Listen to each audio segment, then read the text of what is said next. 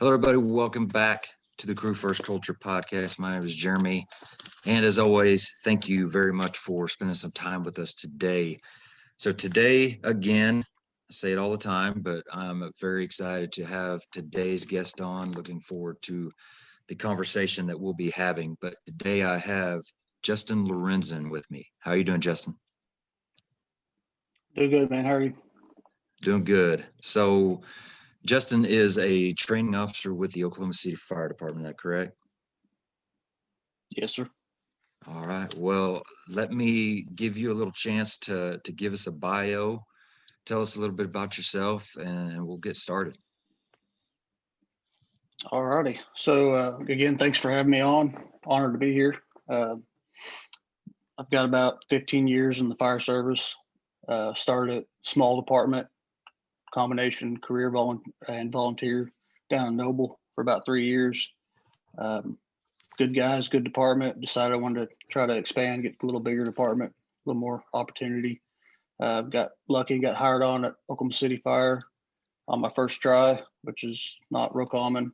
So I was pretty humbled to have that opportunity. And I've been with Oklahoma City now probably going on about 13 years. And then I've been down training division here for a little over 2 years now. All right. So I'll say this. You were on as a guest on Chief Moore's show, The Weekly Scrap. It's got some great episodes. I actually listened to yours this morning, just kind of get some more ideas of some things that I'd like to bring up and talk with you about. So there are a few times I will kind of refer to that because I think there are some good topics that you guys discuss, but there are several that I would like to kind of dig a little bit deeper on. So I would like to also steer everybody to that. The Weekly Scrap episode with Justin is a good one. And definitely don't want to double up any of the things that you guys talked about, but like I said, I really want to dig into a few more of those. But kind of before we get started, you run a really cool Facebook page. Is it a page or a group? I always get confused with that. It's a group, I guess. Yeah, I guess a group. I think pages are things that you can only respond to, but so it's the training officer. Is that how it's stated, the training officer?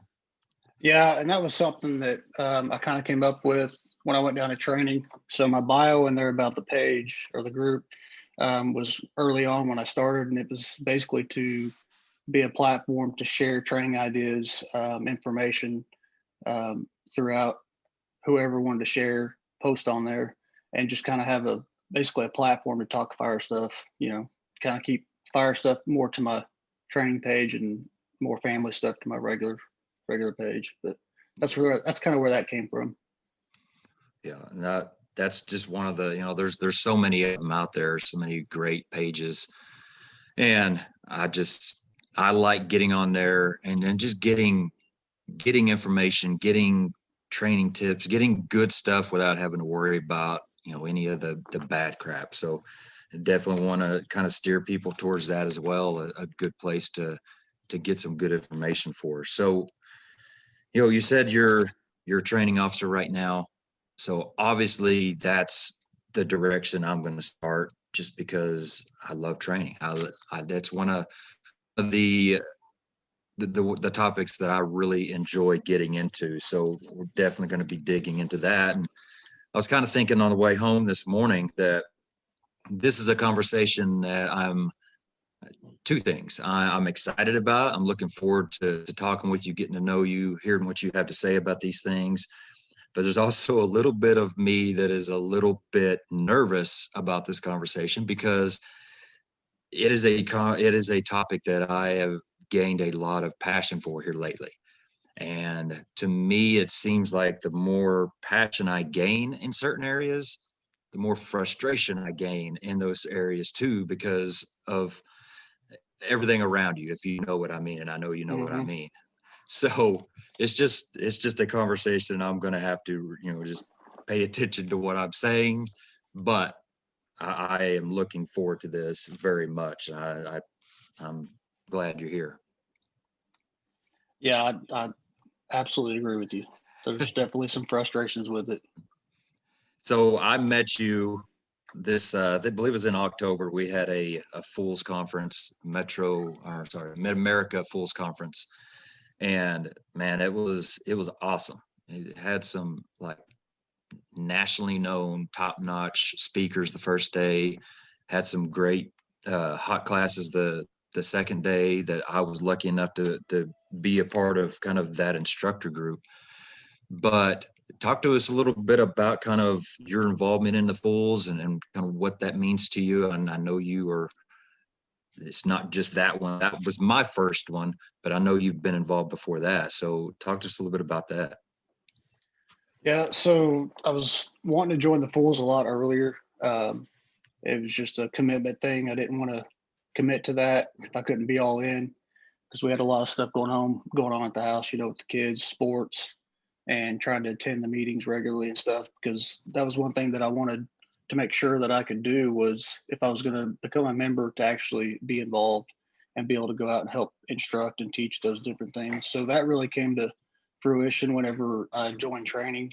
Court Smith, the president of the Fools, actually got me to come down there and get to be part of it, because for a while our group kind of had the mantra, or not the mantra, but kind of had the image of, oh, those guys are just a bunch of jerks that don't do anything, and that was what we were trying to change, was our purpose, which is provide free training, and get out and help those departments and those others that can't necessarily make it, or pay for that kind of training. So once I got into that and got into the true, the true purpose of the Fools, that helped a lot, and being involved in training. And man, I'll have to tell you, getting out and getting to meet some of the guys that come to that training from different departments, just spreads that network, getting that network going, and getting to actually, and even instructing at some of those conferences, or at that conference, at some of our classes. Not only were we instructing, but man, I learned from that. There's so much different stuff from different departments that you can learn from, even though you're instructing the actual station. So that was a big thing. And kind of the cool thing about it is, what that's evolved to is, every member of our training staff now with the fire department is part of the Fools, and they're all active. It's nice to have our officers at training that are active in the Fools, and they understand, kind of our purpose and our mission. So that's kind of where that came from. And then the biggest thing that got me to join was, and once I delivered it to the wife, is I had full support from her. So once I got her support, she comes to the meetings with me, and she's all in on it too, which is awesome. That helps a lot, because once you have that support from home and support from the wife, that really helps also. Yeah, that was a pretty cool deal for me, and I really enjoyed kind of making some connections. Like I said, I met several of your other Oklahoma City brothers there that I had not known. For those that don't know, the department I work for is literally the north city above Oklahoma City, so we're right next to each other. But you guys you're so big, and so it's hard to really have any kind of relationships with your firefighters without having something like that to kind of start that. But it's also a place that, I met quite a few out-of-state people. Our friend LJ, amazing dude. I was very lucky to have him on a couple times ago and just share some of his energy and positivity. And so I really enjoyed meeting, the people out there that are fired up to do better. Yeah. You just got a tip of his energy on that podcast. That guy, man, he's something else. He's a good dude. Yeah, absolutely. All right. So this is where this is something I really want to dig into, because when I heard you say it on the scrap, it just really hit me like, man, I could not agree anymore. And so I don't care if we spend the whole time talking about this one subject. I know there's a lot there. But so on the scrap, he's got his 5 questions for firefighters. And the first one is the number one problem in the fire service, in your opinion. And your answer was just basically the just breaking it down to the Cliff Note version was a lack of humility. And we'll go into that further, what you meant by that. But once you said that, and once you started describing it, it's like, oh my gosh, that is literally probably the biggest frustration I'm dealing with right now, is exactly what you described. And so if you don't mind kind of describing a little bit again about why you said that, and the explanation that you gave there. So that kind of stems from when I was a firefighter before I promoted to driver. I had a couple different officers that we'd go out and train, and they would be right out there in the middle of it with us. They'd be full gear with the pack, sweating, getting their butt kicked just like we were. And if they screwed up, it wasn't a big deal to them. And for us as firefighters, that created buy-in. And they're like, well, I mean, that's our officer. If he's out here messing up, screwing up, and it's not a big deal because we're training, then that's okay for us to screw up. I mean, it kind of opened that door and allowed for that. So as that went on, I tried to keep that same trait because I respected that as a firefighter. So when I promoted and made driver, there was times where I would be riding out or being the acting officer for the shift. I kept that back in the back of my head. Anytime we did any training, I was not dressed or did anything different than what the guys that were doing in the back. So I think having the humility to be able to do that and put yourself out there, because you're going to screw up. I mean, it's going to happen. Heck, I still do it now, going out and teaching whatever recruit classes. There's times where I haven't thrown a ladder for a while, so I'll get there and go throw a ladder and I'll jack it up, or it won't be perfect. But they see that and they see that that's okay. You know, they see that they've got a training officer that's training them for their job that screws up in front of them, and it's not a big deal because he's just trying to get back better at what he was doing. So that's kind of where that came from. But then I've seen that in the field, having crews come down. The opposite side of it is having that officer, that major, that driver, whoever, oh, I just want to see what my firefighters can do, so I'm going to let them kind of run through the drill, and then stand back and not be any part of it. Well, in my opinion, I mean, to an extent, I can see how that could be beneficial if you've got an upcoming driver and you want to see him, how he responds when he's acting up or when he's riding out, if he was in command for a short term or whatever. But for the most part, seeing some of those officers come out, I think a lot of it is the lack of the humility or the lack of wanting to look bad per se in front of their crew. And I think that's a big issue, because I see it not just our department. I see it outside trainings and stuff. You get some of those guys that kind of stand back, kind of standoffish because they're afraid of what they're going to screw up in front of everybody. Yeah. So that was kind of my basis behind that. Yeah. It's fun. I think, he called me spur of the moment one day and asked me if I could do an episode with him that night, because somebody else had a change of plans.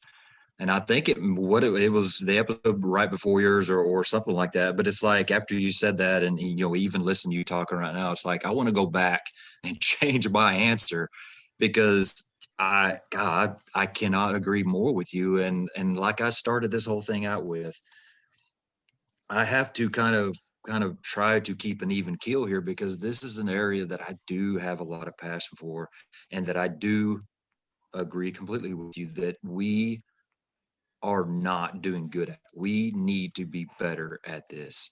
And a lot of it goes back to, I'm a big Jocko guy. I feel like I'm getting to be more and more of a Jocko guy every day.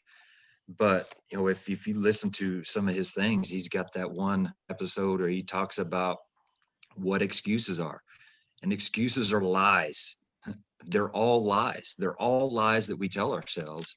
And everything you just said right there, that those are excuses. No, okay, if I'm an officer, I'm a station officer, and so I get that I want to give my driver a chance to ride up and get that experience so that he's more prepared for the next level. Okay, well then when that happens, I'm a firefighter. I'm riding backwards. I'm doing something in that scenario. So heck, that's your chance to get on the nozzle. Right there with him. Yeah. Well, yeah, I mean, you're right there with them. So the excuse of I want to watch him, that's stupid because I'm right there with him. I'm watching him right there as I'm doing work, and right there, I am getting work in that is going to help me and help everybody else at the same time. And it's just I'm so tired of excuses. I'm so freaking sick of excuses. It's this or that hurts, or it's too hot, too cold. It's just there's just so much going on, and I'm tired of it. I just don't want to hear it anymore. And so, like I said, I just keep saying it over and over. I can't agree with you more because there's so much good that a station officer can get out of involving himself in training. And so that's exactly where I am as well. Yeah, and I've been part of crews where they dread to get out and train, and I've been part of crews where they look forward to it. It all depends on, and both of those times, or both those instances, depends on the officer's attitude. Yeah. And I've been a part of a crew where they would wait until the regular officer was off, and I was acting up to want to go out and train on their apparatus operator academies book, or Yeah. go out and pull hand lines or whichever, because I was right there in the middle of it. And I'm not trying to boast or brag or anything, but that's what created the buy-in, and that's what made them want. And we'd go out, and I tried not to train for all day long. My plan would be go out and do 45 minutes, 30, 45 minutes, just something to get. And we ended up being out there for 3, 4 hours because Yeah. they want to try something new, or they want to try something different, or they want to see how this works. So, I mean, it really, it helps. What's the word? It kind of breeds itself, if Yeah. you just get out there and be part of it. And that's, yeah, I'm with you. It's the excuses. It's raining out. Well, do we fight fire and rain? It's cold out. Well, do we fight fire when it's cold? I mean, come on. You got to give me something better than that. But yeah, I'm with you. Yeah. It's extremely frustrating. Yeah. That's kind of, and I've talked with a couple of different people about kind of lots of pieces of these conversations I've had with other people. And like, I believe Todd Edwards, we talked about kind of this same deal. And that's me too. I have never asked my guys, and I say guys because that's all I have. So I've never asked my guys to work 8 hours in training or 6 hours of training. I mean, it's literally like you just said. Give me 45 minutes of working our butts off. Give me an hour. Give me 2 hours of just good stuff where we're learning and getting something better out of the day, and we're done. As long as there's nothing else that has to be done, I'm done.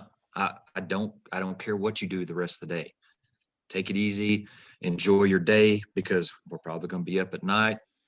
And so I just don't understand why it's so hard to buy into that, especially when you have somebody or even two people in your crew that are trying, or that are putting so much effort into it, and showing you that they're going to do every single thing that they ask you to do. I just don't understand why it's so hard to want to buy into that. Yeah. And we kind of talk about that. One of our classes we put together for our new sergeants, our new drivers, and our lieutenant's academy. And it's funny because we've been doing this since I've been at training, me and Court, but we have a class called street level leadership, which is the same thing LJ labeled his stuff that he's kind of coming up with and talking Yep. about. And there's no correlation whatsoever. We didn't know anything about that. But anyway, so we talk about that. And that's kind of one of the things we talk about. What we ask the new drivers. So you get assigned to a station when you're promoted, and you have a crew that's all in except for that one. You got that 1, 10, 15, 20-year firefighter that just thinks everything you say, everything you guys do training wise is stupid. How do you deal with that? What do you do? And our answer to them is keep doing you, keep training those guys. That guy's going to be on an island. If he's out there just chirping, talking crap about it all, have him go inside, go sit in the recliner. You don't have to be part of it. If you just want to be negative about the whole thing, and eventually he's either one of two things. He's going to buy in and he's going to be involved, or he's going to want to go somewhere else. Yeah. And part of that too is initially whenever he's being that negativity, thinks it's all stupid, then ask him if he's got a better way. Do you have a better way? What do you have better information? What am I wrong at? And if he can't explain himself, which more than likely probably won't be able to, depending on what you're training on, then I mean that's just him. He's like I said, he's going to buy in, or he's going to go sit on the couch. I mean, Yeah. that's kind of how you handle that. Yeah. Yeah. That's something that, if you are in that situation, it is a very challenging situation for an officer. You try to go about it in different ways. You try to find different ways to inspire somebody, find different ways to really reach somebody. And if none of those work, you're just kind of at a point where it's like, I don't know what else to do. I've kind of come to the conclusion here lately is that, you know, there is a point when me as an officer, I have taken somebody as far as I can take them. I can't take them any further. So, that could be because of good circumstances or bad circumstances. Either way, I can't do anything else to make this person any better.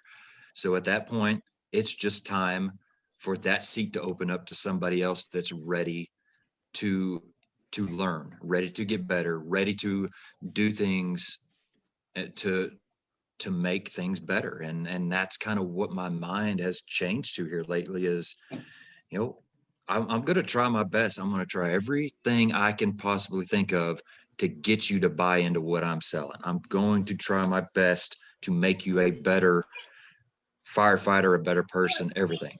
But there is a point that I can't do anymore. And so at that point, it's time for me to try to do it for somebody else. Do you kind of agree with that?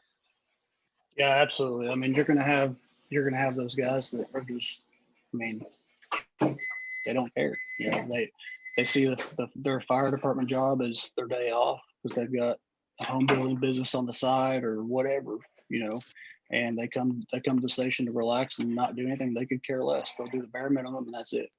And those guys, I mean, like I said, eventually as a crew will train enough that they're just going to want out or they're going to get involved. Hopefully they want to get involved, but more than likely it's going to be one of those ones that they want out. So at that point, it's a fact of just getting somebody there, get a new guy, get a recruit, get a newer firefighter, somebody that's engaged, somebody that's willing, that want to learn, to be able to take advantage of that environment rather than wasting on this one individual that could give two craps about being on the job. Yeah. So yeah, I mean, there's a point where there's just nothing else you can do. Yeah. You mentioned earlier that you were lucky enough to be a part of a crew that had, some of the higher ranking people pushing that stuff, being a part of training, inspiring you to be better. Now that you've been a part of that, now that you have seen crews in action as the training officer, just I'm sure all kinds of crews, speak to us a little bit about the importance and how much difference the officers make in those crews. As you got one person that's like you talked about, that's a great attitude, that's doing work with his people, that's getting better with his people, that's teaching his people, and then everywhere from in between to the opposite end of the spectrum. And talk a little bit about the importance of that. So it's extremely important, and I've been pretty fortunate because most of my time at Oklahoma City I've been stationed at chief stations. I would say by choice, but really I didn't have any say in the matter. But I enjoyed being at our chief stations because they had the most amount of crew or the most amount of personnel, and they're always usually engaged. They're doing something. Usually that is a good group of people that are engaged in the job and are always doing something. So I always found that as the environment I want to be part of. Now, there have been times where I've been at stations, whether loaned or temporarily at a station where we had an officer. In fact, I was at a station for a few months as a firefighter where we had an officer that when we came in at 6 o'clock and usually 6:50 or 6:30, he'd go to his office, shut his door, and we wouldn't see him till 2 or 3 o'clock in the afternoon. And it just set the mood when I first got there for that station that it was basically nap time until dinner, or right after we ate breakfast till dinner. And it was just, Some of the longest days I've had at the station. It's just like, oh my gosh, what are we doing? So that he kind of set the mood for that. But then you go on the opposite side of it where you have a station officer's like, hey, okay, gets together with everybody in the morning. Hey, this is our daily routine. This is what we're doing today. And we're going to start with, we're going to train on this for such and such time frame. So we're like, okay, so we know what we're doing. Hey, get your workout in. Then we're going to go out, we're going to train. Everybody knows what's going on. And we go out and train, and then bam, right out there in the middle of it with us, right? Doing everything that we're doing, trying new things, taking advice from the firefighters all the way to the officers, and just being involved, which to me made it fun. Made it, I was enjoyed it more. And, you know, we had some of the guys in the crew that would be complaining about, oh, why are we doing this in full gear? Why are we wearing a pack? Well, for instance, one of the train, and I remember it to this day, and this was several years ago, we're pulling the hand line or pre-connect off the rig, metro load, and one of the firefighters is pulling it. When he goes to pull it, he goes to lay it down, and it hangs up on his pack, and it messes up the load. And I was like, well, that would have not happened if we weren't in full gear with a pack on, just like we'd be doing it on the scene. So that even further validated that we're going to wear everything that we need to wear every time when we're out there training with that stuff, because those are the kind of hiccups that you don't foresee when you get on scene. Now, granted, there's times where we won't, you know, there's training not in full gear. I get that. And that's not always the case, but there's got to be that, you know, happy medium where we're still training in our full gear. So back to answer your question, you can have the officer that doesn't do anything, then you can have the officer that's out there engaged full gear. But then I've also had the officer that is out there, wants to do the training, comes up with the training, hey, we're going to go do this, but then is standing there with a stopwatch and a clipboard in his shorts and t-shirt, making sure everybody's hitting these marks and kind of over or micromanages the whole thing. And that's another part of it. That's just as bad as the one that doesn't want to do anything, because that's what makes it unenjoyable. Because then the guys feel like, okay, we're just this is a test, this is an exam. Every time we're training, and they're turned off before you even get out there. So I'd say that'd be the difference in the officers and kind of the experience. Yeah, definitely. So, you know, kind of something else that a big thought that I've had here lately is, you know, when I have struggled with certain areas of leadership or situations, I try to kind of think back to when I was a firefighter, and I had officers that I really enjoyed and I had officers that I didn't enjoy, and kind of putting myself back in those shoes. Because I think it's easy for us to forget that, you know, we'll get into situations where it's like, man, I just don't understand why this just isn't working. Well, there's an easy way to kind of start figuring that out, is to go back, because you were a firefighter at some point. And so you can put yourself in that spot and think, okay, what motivated me back then? What kind of shut me off back then? And so that's kind of been something I've used to work through some things. But I think one of the things that I most enjoy, the first officer I ever had was Captain Horn. He's a battalion chief now, but what I loved about him is that, like we've been talking about, he was involved in things. Everything we did, he was involved in it. But he also competed with us. You know, if it was doing pull-ups, he was right there. If it was putting your gear on for a time, he was right there, and he was very hard to beat if you could beat him at all. And to me, that was a challenge. And I'm not going to let a captain beat me at getting dressed. That's ridiculous. And you got to think that the fire service is probably full of athletes. I almost want to say that it absolutely is, but I'm sure there are people out there that weren't athletes. But for the most part, the fire service is full of people at some point that were athletes, some point had a competitive drive, and that's what they love to do.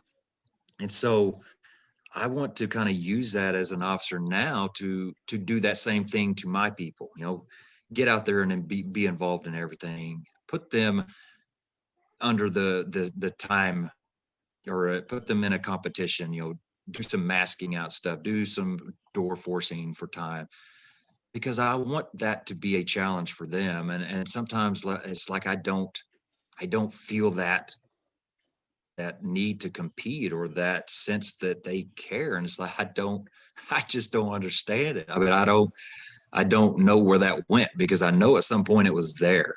Do you see that as kind of maybe something that can help or can hurt in some of those situations? I think a lot of that depends on how it's delivered. So as the officer, I think the biggest thing is if you can perform what you're expecting at the level that you're expecting it, then you're going to get way better buy-in than if you can't perform what you're expecting or what you're requiring, if that makes any sense. So for instance, say you have an 8-second mask up time, or that's what you're wanting, but you can't do it in less than 20. Yeah. Well, then immediately your guys below you be like, he can't even do it in that time. So why should we have to do that? And then you respond with, well, it's because you're on the back and I'm the officer. Okay, that's the wrong way to go with that deal. Yeah. Completely wrong way to go with that deal. The right way to go with that deal is, look, I've worked on this. I can do this in 8 seconds. I would like this to be our crew standard. This should be our standard for our crew to be able to do this in 8 seconds, and then go from there with that. And again, you can still have that one guy that's just like, I ain't doing it. I mean, it happens. For our department, 900 something guys out there, you're not going to have 100% buy-in with 900 something members. I mean, it's just not going to happen. An ideal world, yeah, that'd be awesome. Not going to happen. So I think that's the biggest thing for the officers. As long as you can perform what you're expecting, then I think you'll get better buy-in than if you can't. Yeah, that's definitely, I would definitely agree with that. And I think that just like skyrockets that respect and skyrockets that buy-in, because it means even more. So, okay, I'm an officer. There's probably a 1% chance I'm going to be pulling a line on a fire, a 1% chance I'm going to be forcing a door at a fire. So if I'm sitting there at the station or training or whatever, and I'm able to do these things in a certain time frame, that's a above minimal standard time frame, and expecting you to be the same, that should be fuel for them to say, this guy doesn't even do this stuff, and he works at it enough that he's that good at it. I would think that would make you want to be better at it yourself. I would hope so. So yeah, I think that is a huge key to that whole thing. Yeah, and again, that falls back on the basics of setting the example. Yeah. And it's so easy to do. It's so easy if you have the crew that's involved to just, for instance, just go out in the rig room, and say you've got a woods door out in the rig room, which we had this in the past at one of the stations I was at, and just start tinkering with it, with the Halligan, forcing the door and stuff. Next thing you know, you got another guy over there. Hey, well, how are we doing this? Yeah. Let's try this. And then next thing you know, then all of a sudden you've got almost the whole station out there, and you've been out there for 3 hours till like 10:30 at night, and everybody's just been training for 3 hours, and you're ending with who can force the door the fastest, single person. Yeah. And then next thing you know, everybody's like, well, I can do it, the fastest, or I can do it. And then you got everybody trying to do it in under, 30, 45 seconds. And little they know, you just created a 3-hour training session and competition, and everybody was out there getting their hands on tools. Yeah. I mean, it's yeah. So yeah, that's a culture thing, man. And like I said earlier, that would be the scenario you just gave. That would not be something that I expect. I would not ask them to be out there for 3 hours at night. But man, that is like one of the ultimate goals right there, is just to create a crew, create an environment, to inspire a crew to be like that, to get out there and just want to get better, want to enjoy that time, because it is fun. If you aren't having fun doing these things, something is wrong. I don't know if it's your mindset, your attitude, if it's the way that the training is put on, but all of this stuff is fun. It should be fun, because it's what we do. It's why we are here doing this job. It's just kind of a pretend way of doing it, but it's still fun. And so, yeah, that's kind of a culture goal right there, I would say, for myself. Yeah. And I would say too, Jeremy, on that, as a new officer or an officer to the new station, a lot of that and that culture stems on your initial approach with that crew. So, for instance, come into that as a new officer or new officer to that station, putting the hammer down. This is what's going to happen. We're going to do this every shift, versus coming in and especially as like a young officer as I was, because I made driver when I had like 6 and a half years on, and I go to a single company house, and I've got a senior firefighter that's been at that station for 11, 12 years that knows everything about that rig in that district.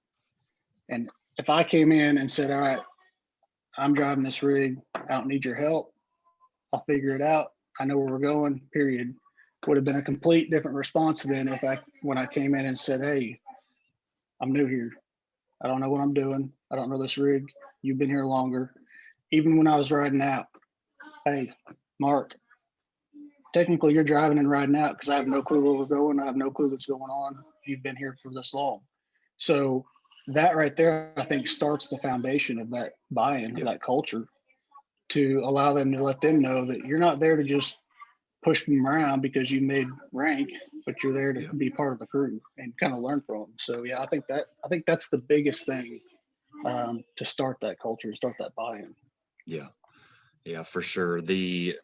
And that's something else that you see quite a bit is you get people that promote and they feel the need, or maybe even they've been told that once you cross that threshold, once you are an officer, once you have some type of formal leadership responsibility, that you have to ditch the relationships. You have to separate yourself and become, something above everybody else. And I think that is such a bull crap statement.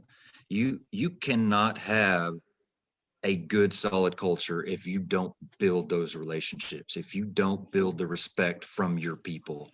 That is exactly what you're saying right there. That is, and I agree with you, that has to be the foundation of anything that you want to create that's good. I think too, as an officer, you have to be more personable.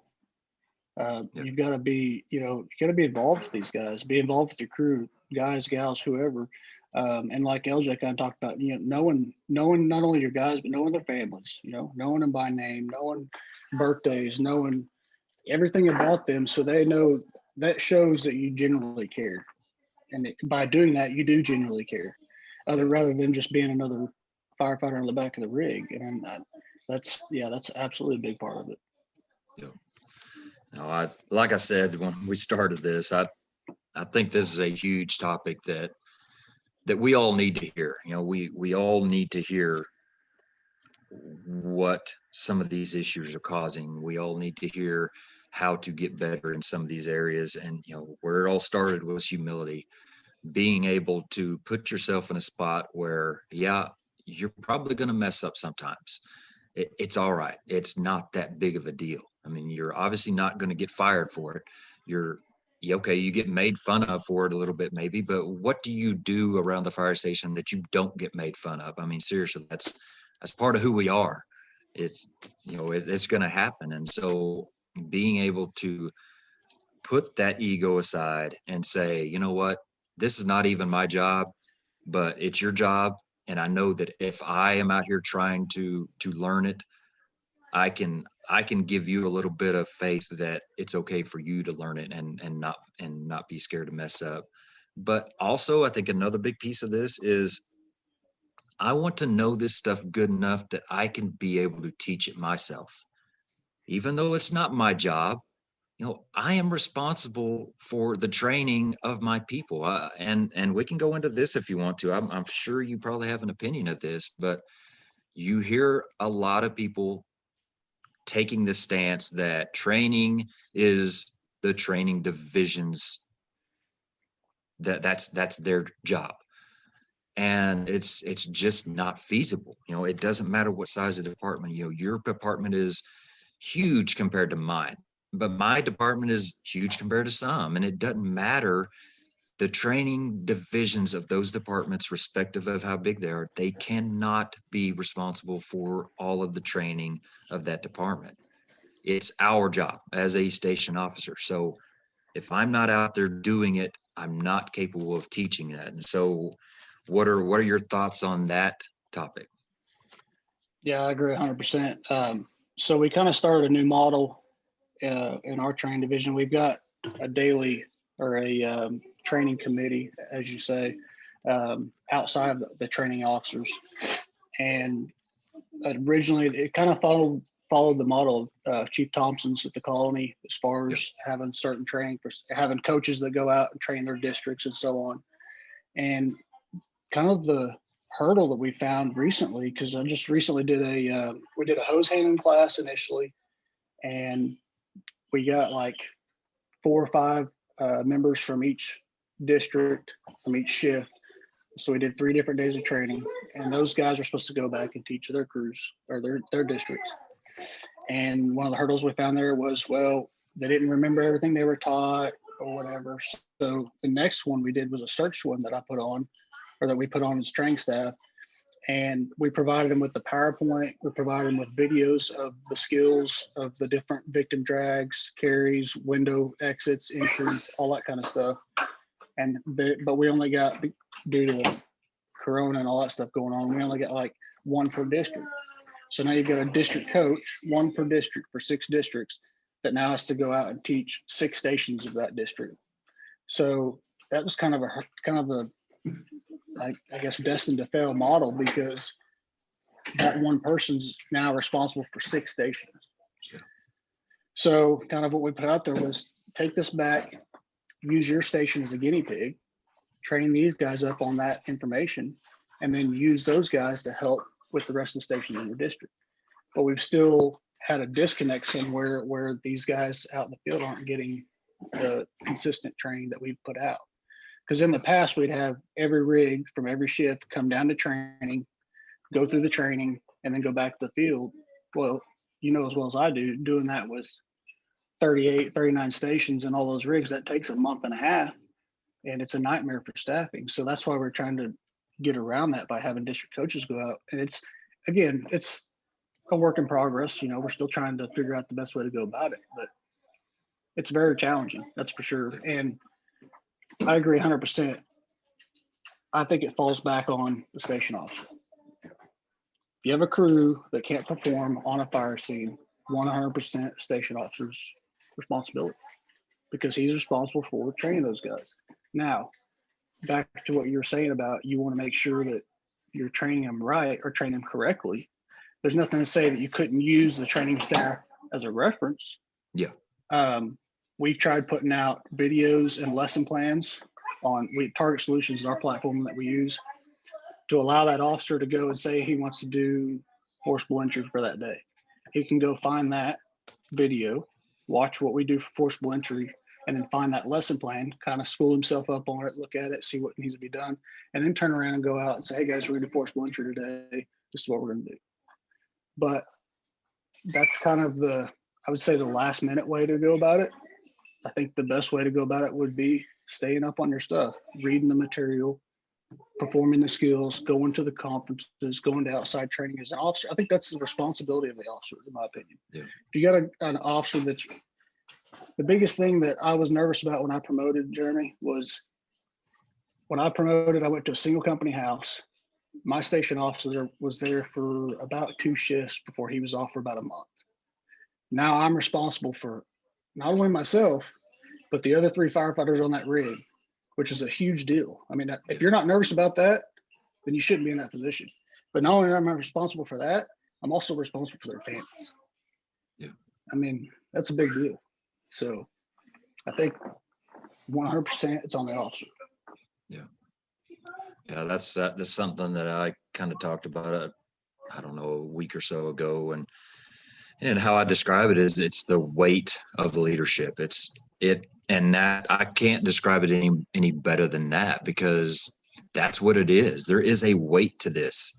It's heavy. If you don't feel that weight of responsibility as a officer, as a station officer, especially, or a chief or whatever, if you are personally responsible for a crew or more, you should be feeling a weight on you, because there should be a weight on you. There is a lot of responsibility. And if you aren't, and you really need to look at how you are approaching the job, because you have a lot on your plate, and that needs to be something that's present as that, as an officer. Yeah, absolutely. The something else that I guess you could kind of tie into this, and it's something else you touched on a little bit on the scrap, the why. And this is another thing that I really, it's something that we need to hear.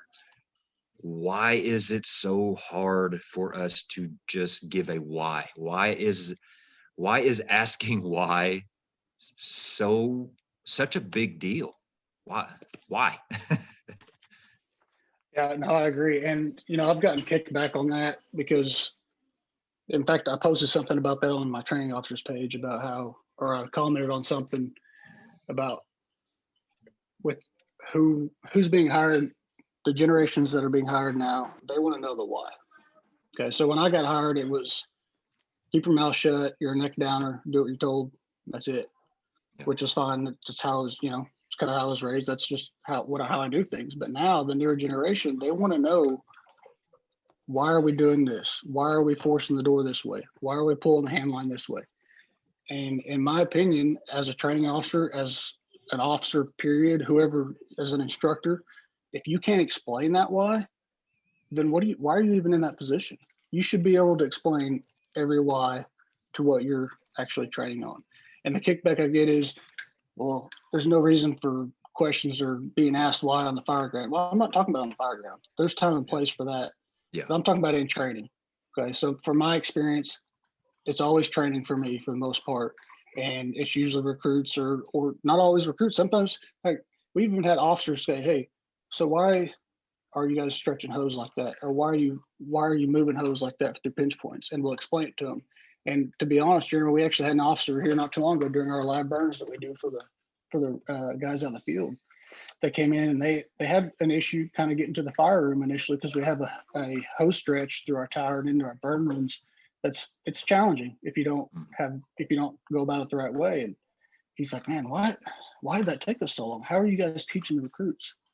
So we showed him, and it was probably 2 or 3 months later, that station officer comes back and says, man, we did it exactly. We've been training on how you said, or how you guys have been teaching the recruits, and we tried it, and we freaking killed it. It's made it so much easier. And it, again, explaining the why. Why do you do it that way? Yeah. So absolutely. I mean, I don't understand, and I'm with you. Why is it so hard to explain that? And I think the main reason why it's hard for most people to explain it is because they don't have the answer. They don't know why. Yeah. It's just how we've always done it. It's just, why do you use a fog nozzle? Well, that's because we've all used. Why use smoothbore? Well, that's what we've all used. There's no information behind it. I think that's the biggest thing, man. Yeah. It's frustrating. Yeah, absolutely. And that's kind of exactly how I would answer it is there's frustration from that side of people getting asked that question because they don't know. And it frustrates them, I think, not only because they don't know, but because it's almost like they feel like they're called out on it. But, tying this into what we just spent, however many minutes on, it's about humility. It goes back to humility. Be humble enough to say, man, to be honest, I don't know. That's how we've always done it, but that doesn't mean it's the right way to do it. Maybe we need to, what do you got any more ideas to, just be humble enough to say, I don't know, this is how it is. And I don't have any answer for you. And no, that's not the end answer. You need to find an answer for that. Yes. But it's okay to say, man, I don't know. You got me. But I just, like you just described, it's important to me as an officer to be given a why. If I'm passed down a new policy or a new mask mandate, I want to know why we're doing this stuff, especially if it doesn't make any sense to me. So why would I not expect people below me to have that same courtesy given to them? That's probably another way to look at it for those that do get upset about that. Yeah, and I'm glad you brought that up, because not only should you, as an officer, want the why so you can explain that to your guys, but in turn, regardless of what you think about it, regardless of who it came from, you absolutely have to turn around and say, hey, look, guys, this is what we're doing from now on. This is what our boss wants to do. So not turn around and say, hey, look, I know this is bull crap. I think it's stupid too. This stupid information. It's all, it doesn't make any sense, but we're going to do this. You can't go that route. You got to take the ownership as the officer to say, hey, look, this is what we've been told to do.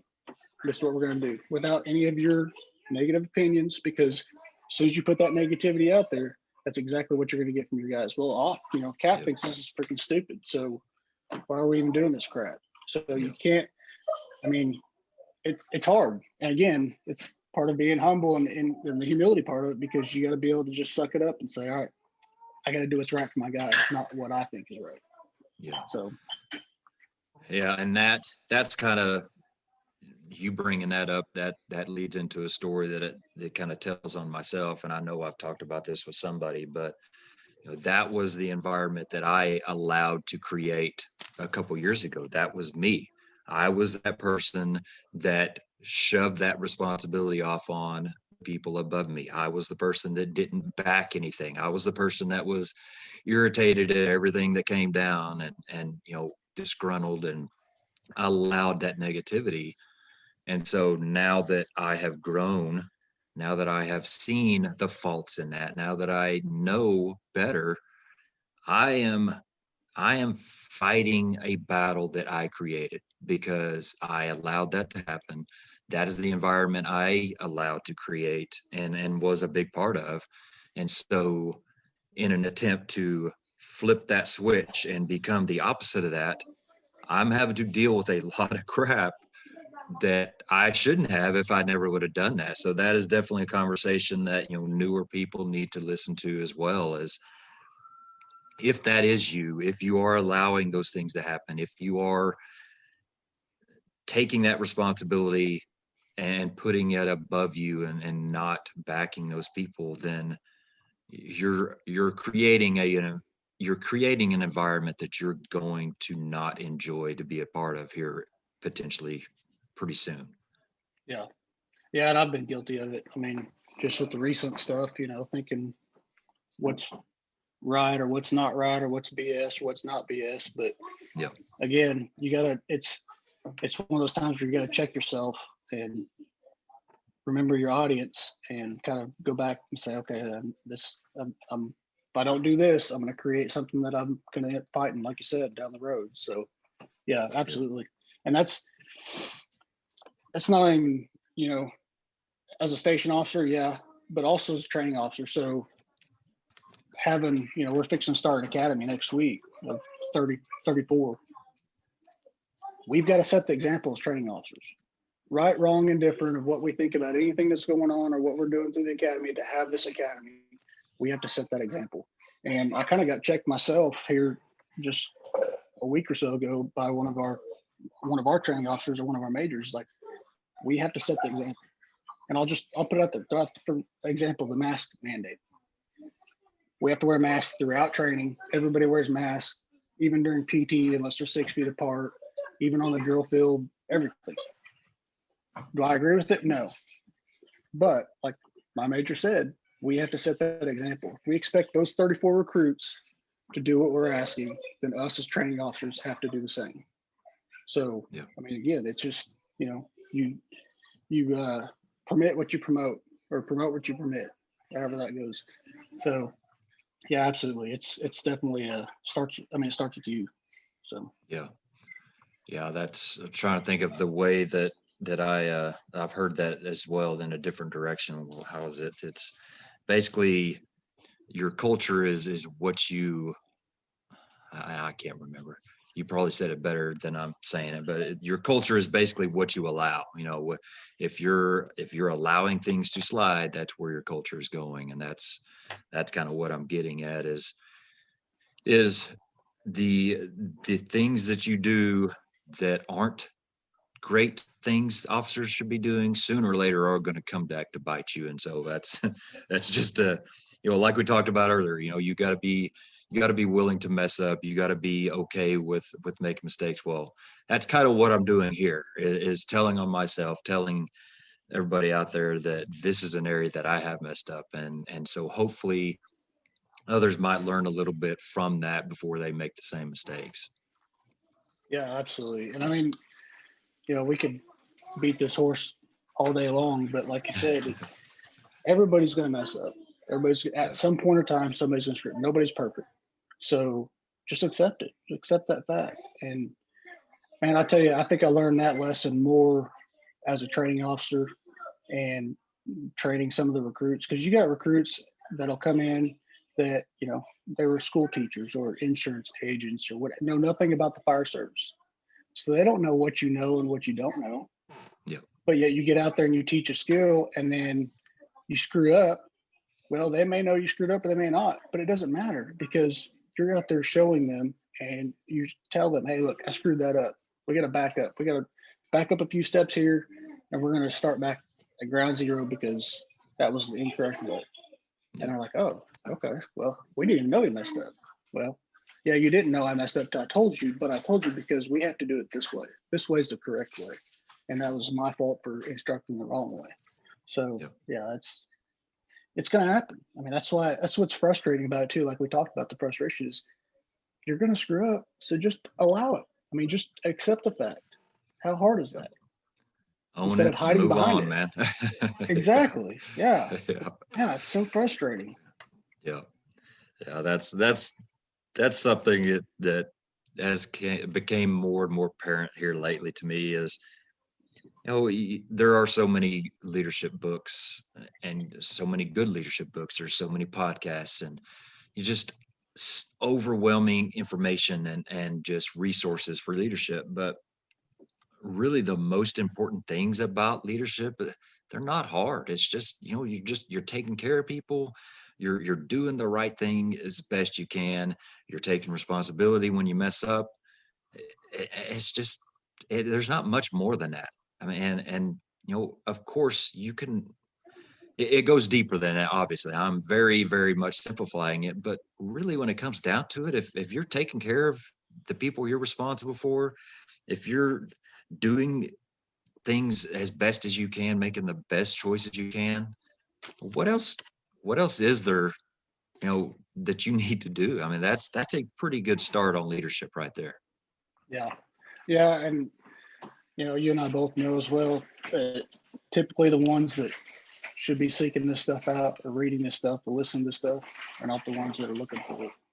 They're usually, they could care less. They've got their way, they're set in their way, but that's not to say they couldn't be turned around by a firefighter or a driver or whatever below them, just doing the right thing. And then they see that and they're like, this guy's kind of getting it. So, and then they may read one article just because you left it out on the kitchen table, or they may listen to one podcast because they hear you and another guy talking about it. And that could be the switch that flips. And they're like, I'm into this now. So yeah, I 100% believe you can lead from any level, from the recruit all the way to the fire chief. It doesn't have to, and we preach that to our recruits. It's been said several times, water boils from the bottom up. And that's kind of what we're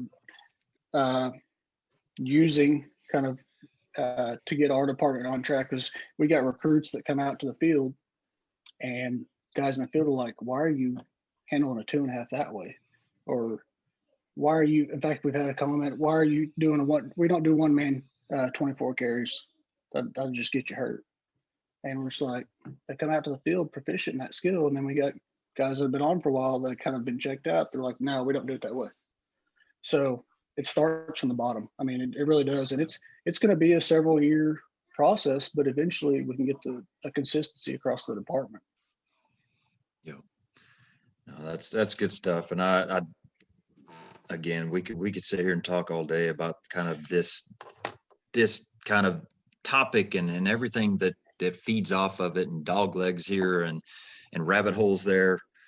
And I would love that. I know that you would like to kind of get into a little bit of search culture. So we'll change gears a little bit and talk about some search. And I know you want to get some word out on the Firefighter Rescue Survey.com. And I know Brian Brush has been doing a lot of kind of PR, I would say, with that this year. It's almost like it seems to be a personal mission of his. And so get into that. We'll kind of start heading that direction and talk about the survey and whatever else you need to share with us. Yeah. So I would say with the guys that actually run the website and stuff. Brush added me to their little chat group. I'm very little part of it. I haven't really done anything with the website or anything. I'm actually pretty kind of wonder why I'm even in their little chat group, to be honest. But no, he added me because for a while back, I tried to get to where we could submit our rescues or our grabs through that website. And there was some concern of what information would be put on the site and it being a public platform. So I wanted, and this is about a year and a half ago, so I wanted to create some way we could record our rescues as a department. And like Chief Brush says, as far as recording our wins, not only just our losses.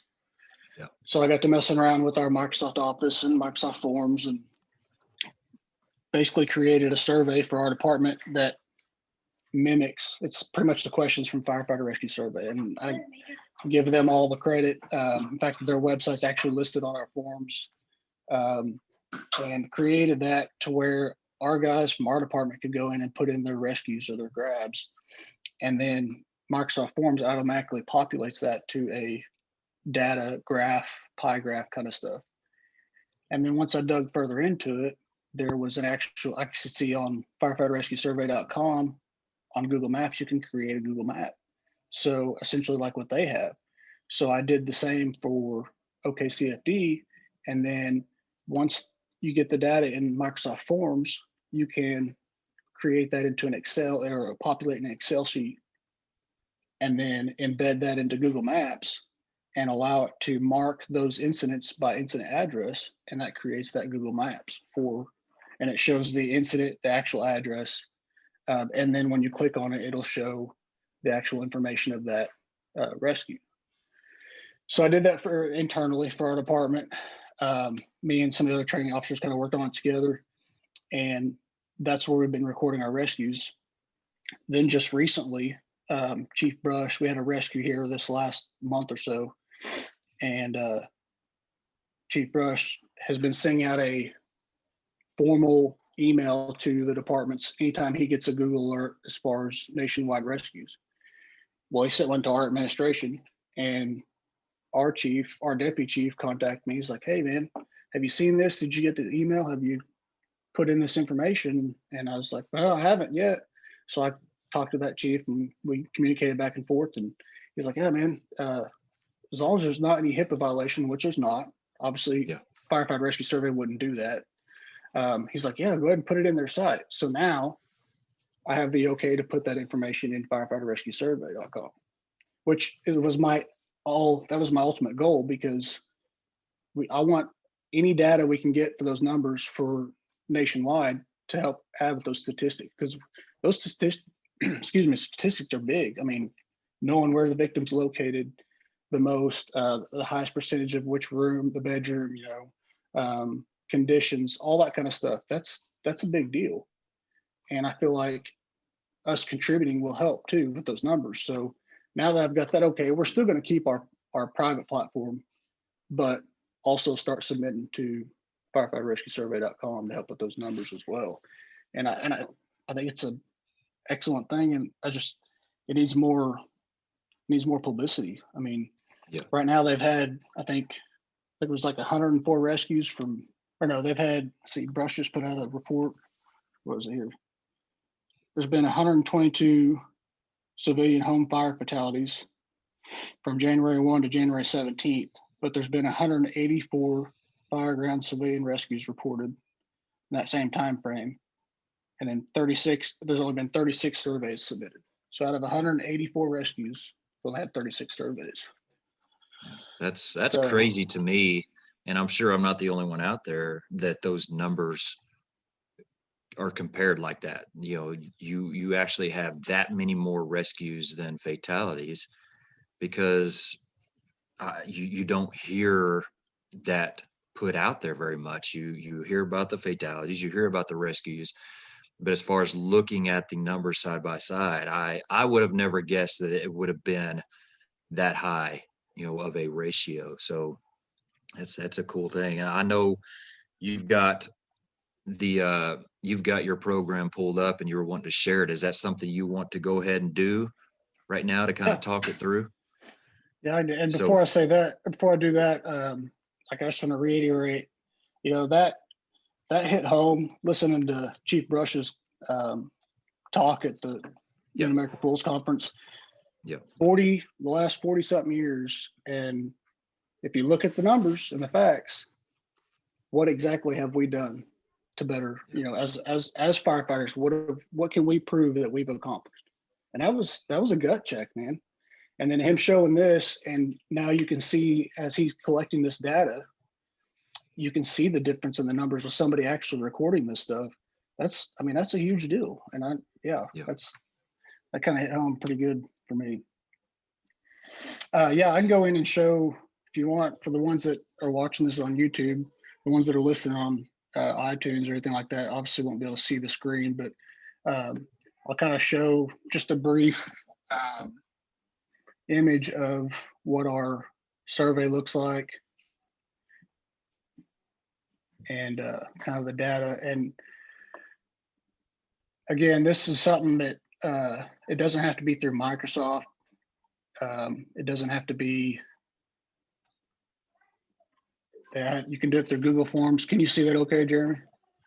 yep, So basically, I just, again, created a platform where the information can be inputted. Again, the questions and stuff came from firefighterrescuesurvey.com. Obviously, their credit here at the bottom, firefighterrescuesurvey.com. Ideally, I would like our members to actually go in and put it in their website personally, just so we get the most accurate information. yeah, Whether that's going to happen or not, you know how it is trying to ask firefighters to do something extra on top of normal paperwork. It's almost impossible. So I tried to make this as easily accessible as possible. Let me go down to this. So that's what the actual survey looks like. And then the data. The way Microsoft Forms populates it is it shows the data. So for instance, this is kind of my soapbox, but for the ports of the victim location correct, then you can go over the pie graph. It shows the percentage of whether they're correct or not correct or not applicable. That's one of the things as far as the search stuff, whether it's the first writing officer or the or dispatch or somebody saying that nobody's home or it's a vacant structure, nobody lives there. I hate hearing that over the radio. I think that for me, anyways, personally, if I'm responding to that fire, then I automatically, subconsciously, it checks me out of expecting the victim. And I'm sure you'd agree. But anyway, so these numbers, that's where we can get some of those numbers. And then just like the main website, this is kind of our populated, these are the different grabs we've had. I think I've got like 40 something recorded. I've tried to go back. I just started this in 2020, but I've gone back through our NMFRS firefighter reporting system, our fire reporting system, and looked up, like searched through, I've actually gone through like 2012, but I only have 2018 on here. And then inputted rescues that we've had in the past. So again, it's on the map. You click on one, then it gives the information of the details and all that kind of stuff. So that's the biggest part of it. The one thing I tried to do to make it easier to accept, easily accessible, we sent these flyers out to the stations. Kind of gives the vision of the survey. talks about what we're looking for, and then they're meant to be posted at the stations. And then this QR code can be scanned with an iPhone camera or QR code app, and it'll take them automatically to the survey. That's cool. So just another way to make it easier. Yeah. So everybody out there that is just listening, not watching YouTube, he pulled up some graphs and information like he talked about, and that's kind of the coolest part for me, to sit there and see, like you said, you kind of explained the were victims where they were claimed to be. I can't remember how you worded it, but was the information given on scene accurate? And you could literally sit there and see, and the number of non-accurate was 21%. I mean, that's a pretty big percentage of, of false information. And I am right there with you. I think that is a mindset we need to change. The whole, everybody's out. We have an all clear of the structure. If we're getting all clears on the structure before any fire apparatus arrive on scene, I hate that. I think that is one of the worst things we could possibly do. I just don't think it's good. And especially if we're talking about information that's coming from a neighbor, if we're talking about information that's coming from a PD officer that was, arrived on, I don't care. I don't want to hear it. Just like you, don't even say it. I don't feel like we need to be giving all clears on anything unless we are the ones that are giving that all clear from inside. And so that is definitely something I totally agree needs to change. Well, it's something too, Jeremy, I want to touch on is, so traditionally, our first rig on scene, they'll assign fire attack. Fire attack, backup search, usually what gets assigned. And what I would like to see us try to change, we've got the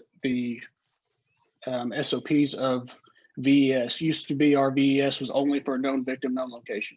Well, that's changed here not too long ago to where it can be for known victim, known location, or it can be for, even if there's not a known victim, known location. So more of a targeted search. So we can target our search to bedrooms.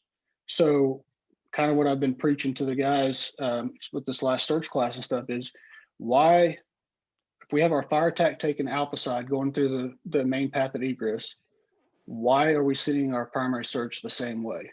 Why not go and attack a window to a bedroom, or go attack Charlie side instead of doubling our efforts in the same egress? If fire attack comes across the victim in the egress, they're going to find that victim if they're laying in that hallway or right behind the door.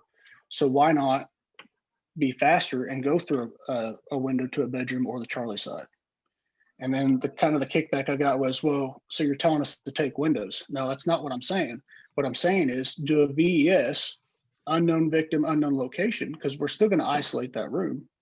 So take that VES, take that window, and that gives us, our victims, a faster, better chance to find them and get them removed from the structure, rather than, and for us, a lot of people say, well, you're in a big city, you've got everybody that shows up on the scene. That's a luxury. Well, no, not really. Because what you end up with is you end up with 10, 12 guys bottlenecked into the living room or the hallway that nobody can get past one way or the other. So it can be a luxury, but it can also be a hindrance because you got so many freaking guys on scene. Oh yeah. So that's the other thing is just, why don't we, and then, even on our 360s, so as we do our 360, we're really good at pointing out where the fire is. Well, how about we point out where the searchable spaces are? Not survivable, but the searchable spaces, because we can't determine what's survivable, but we can determine what's searchable. So as you're doing a 360 as an officer, hey, main body of the fire is on the 80 corner, and I've got searchable rooms on BC corner. Start your primary search for the BC window. I mean, why are we not going about it that way? So, sorry, just kind of my soapbox. Oh, that's good, and this is probably something that we need to have you back on and dig into just that. And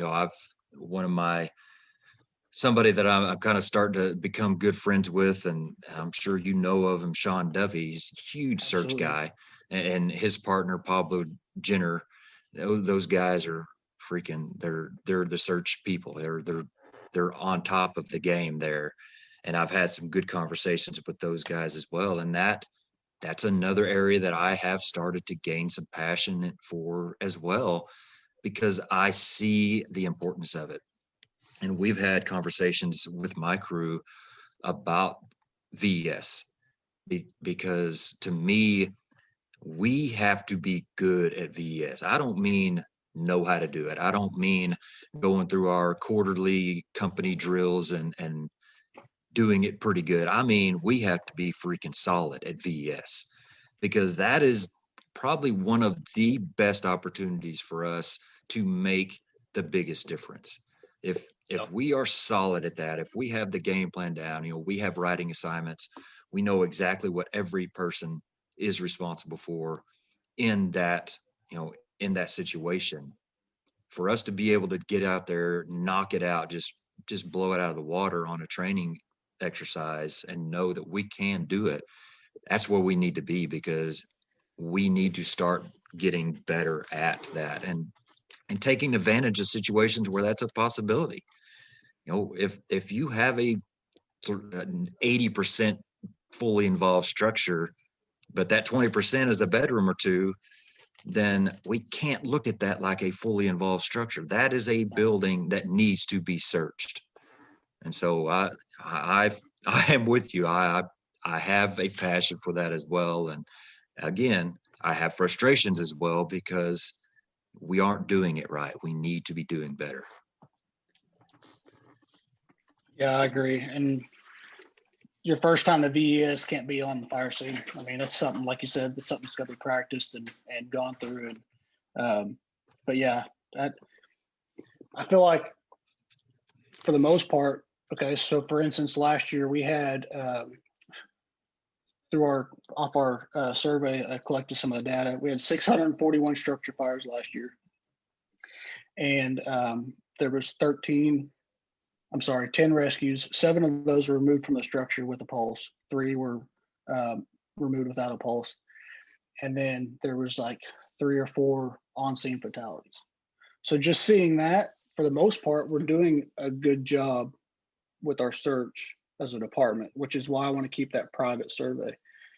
But what we can't track, and this is hard for not only us to track, but even firerescuesurvey.com, is the status of the victim once they get to the hospital, or if they make it from the hospital, that kind of stuff. And that's, but at least we're getting the parameters that we can, and also seeing where the times that they're removed the fastest, whether it's through a window or through the egress or whichever. So, man, I just think it's so important that if we could just get more people on board with that website, with that survey.com, that it would just further validate the training that needs to be done and the things that can be worked on, really. Yeah, absolutely. And things like that, they give a voice to the conversations of that we're having right now, of proving that, okay, we're doing good, but we still can be doing better. And that stuff, that's real data. That's historic things that actually happened. That gives some power to those conversations. That gives some backing to the people that are trying to push to be better against people that don't feel that it's necessary and needed. So I think it is very important for us to get that word out. If anybody's out there that is in that situation, that has been a part of a rescue, been a part of a grab, whatever you want to call it, that is something that we need to kind of start taking on as a responsibility to get done, so that we can have that. Yeah, absolutely. Well, man, love the conversation. Like I said, I would love to have you back on and just dig into some search stuff, and maybe even have, the other guys I mentioned on as well, and we'll just have a giant round table and just wear it out completely. But I truly enjoy anything to do with training and leadership and humility. And that's I knew I was going to be looking forward to this conversation, and that's exactly what I got. So I very much appreciate your time and your knowledge of what you passed on to me today. Man, I appreciate coming on. And I'll just add one other thing. My wife and Corley's wife and Major Y'all's wife from training. They were going to have a conference here this last fall, but they postponed it due to COVID. But it kind of falls on your podcast with LJ as far as the family side. Yep. They're doing a one-day conference called Fire Wife Life, and it's to get the wives, the spouses of firefighters in for a day and kind of discuss the life of a firefighter or a firefighter's wife. So, but you can find their information or follow that on Instagram, Fire Wife Life, or on Facebook for anybody that's interested.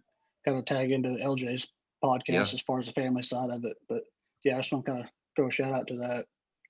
Yeah, definitely. I was actually just about to kind of let you plug anything that you had coming up or anything like that. That's great. I haven't heard of that, but definitely want to do anything I can to support that, as get my wife involved in it as well. But that's great. Is there anything else that you have coming up, or that you want to kind of speak to? Man, not that I can think of. I think we pretty much covered it all. You can, if you have any questions or anything, find me on Facebook, Justin Lorenzen on Facebook, or the training officer. That's my page is on Facebook. LJ, you can find him on the training officer. He's the other guy that helps blog on there. It's hard for me to keep up with it and keep regular content on there. So he kind of helps out, and he does a freaking awesome job. He puts some good stuff on there. So, but yeah, that's about it, really, to be honest. All right. Sounds good. Appreciated it. I hope that, as always, I always get something out of these conversations. It doesn't matter if it's, somebody that is nationally known, like some of, the people I've had on, or somebody that is not even in the fire service, like Rodney, who I had on last week, who's a comedian. He's not even involved in fire service. I just learn something from everybody, and I enjoy that so much. So again, appreciate your time. I look forward to building more of a relationship with you and your Oklahoma City guys, and just looking forward to learning from you and getting better with you. So thank you.